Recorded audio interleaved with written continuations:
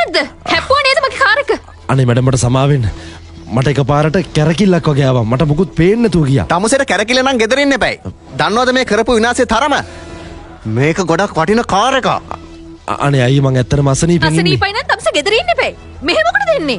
වැඩට ආව නැත්තම් සල්ලි හම්බෙන්නේ නැහැ මැඩම්. සල්ලි නැතුව මං කොහොමද ගෙදර අයව බලාගන්නේ? ඉතින් ඒ නිසා ලෙඩ පිටින් වැඩට ආවේ. අනේ සමාවෙන්න මැඩම්. මට ඒව වැඩක් නැහැ. මගේ වාහනේට වන්දි ගෙවනවා. සල්ලි දෙනවා නැත්තම් මං පොලිසිය යනවා. අනේ මගේ අතේ සල්ලි නැහැ මැඩම්. මට ඔයාගේ නම්බර් එක දෙන්න. මං පඩි හම්බුන ගමන් මැඩම්ට සල්ලි දාන්න. පඩි හම්බුන ගමන් දෙන්න. තමුසේට මෝඩෙක් වගේ පේනවද මාව? තමුසේට පඩි හම්බෙනකම් බෑ සල්ලි දැම්ම දෙනවා. දැන් මගේ අතේ සල්ලි නැහැ. මැඩම් මේ මිනිස්සයා කියනවනේ සල්ලි නැහැ කියලා. එයා ගෙනත් දෙයි. තමුසේ කවුද? තමුසේ මහ ලොකු ලොක්කෙක්ද? මං කවුද කියන එක වැදගත් නෑනේ. ඕනම කෙනෙක් අතින් වැරද්දක් වෙන්න පුළුවන්. අනික මෙතන ලොකු ඩැමේජ් එකක් නෑනේ. මේ පොඩි දෙයට මේ ළමයට කොච්චරනම් බැන්නද? කනටත් කෙහුවා. නැතුව මට වඳින්න කියලාද කියන්නේ මිනිහෝ? තමුසේ මගේ කාර් එකත් හැප්පුවා තව කියවන්නත් එනවා. ඇයි ඔහොම නැහැදිච්ච විදියට කතා කරන්නේ? මම නැහැදිච්ච විදිහට කතා කරන්නේ ආ? මේක මගේ කාර් එක හැප්පුවේ. තේරෙයි තමුසේගේ වාහනේ හැප්පුව දවසට. මම නම් හිතන්නේ තමුසේ කාර් එකක්වත් ඇති කියලා. ආ තමුසේ මගේ සල්ලි දෙනවා දැන්. මැඩම් මගේ අතේ සල්ලි නැහැ. මං ගාව තිබුණා නම් මං දෙනවා. මං පඩි ගත්තාම දෙන්නම් මැඩම්. මම එකපාරක් කිව්වනේ දැන් මට මගේ සල්ලි දැම්මම ඕන.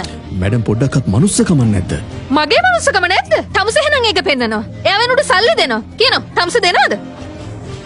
කීයද ඕනේ කියන්නකෝ. රුපියල් 5000ක් ඕනේ.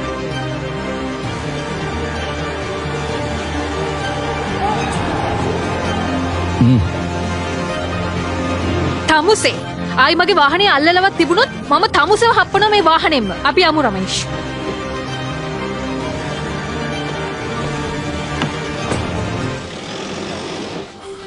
අනේ අයියට ගොඩක් ස්තුතියි. මට අයියට නම්බර් එක දෙන්නකෝ.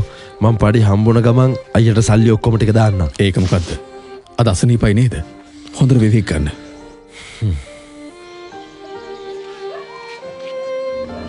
අද නම් ඔයා වාහනේ එලවන මට නම් හොඳටම මහන්සි. හරි ඔයා වාඩි වෙන්නකෝ.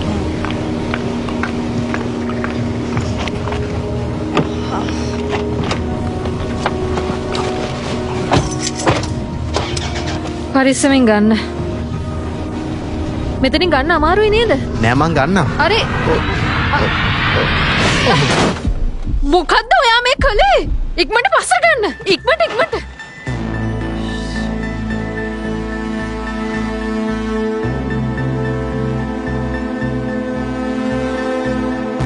අනේ රමේෂ් මොකද්ද ඔයා මේ කළේ? ගොඩක් වටින කාර් එකක් මේක නම්. මේකේ අයිතිකාරය ආවොත් අපි මොකද කරන්නේ? අපිට මෙතනට මෙලා ඉන්න වෙනවා හැප්පුණකට සල්ලි දෙන්න.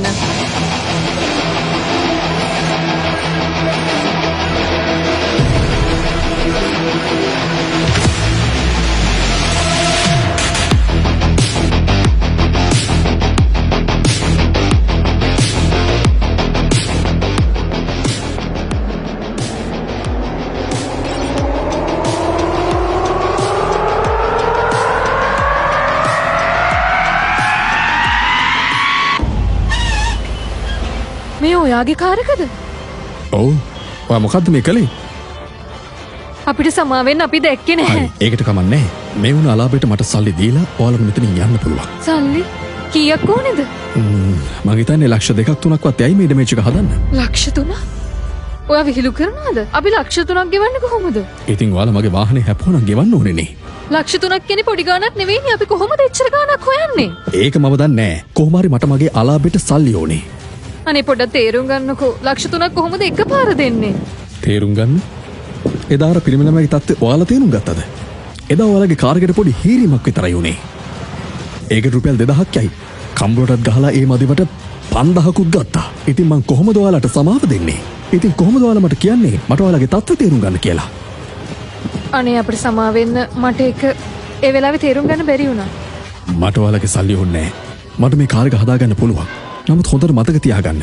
අද වර මේ උඩදී හෙට තව කෙනෙකුට වෙන්න පුළුවන්. මම පිළිගන්නවා තමයි හැමෝටම සල්ලි වැදගත් කියලා. නමුත් මනුස්සකම තරම් වටින්නේ නැහැ. මනුස්සකම තමයි වැදගත්ම වෙන්න ඕනේ. අනේ ගොඩක් ස්තුතියි ඔයාට. ඔයා ඇත්තටම ගොඩක් හොඳ කෙනෙක්. අපිට සමාව වෙන්න. උතුම් මිනිස් ගුණ ධර්ම ලෝකේ සුන්දර කරනවා.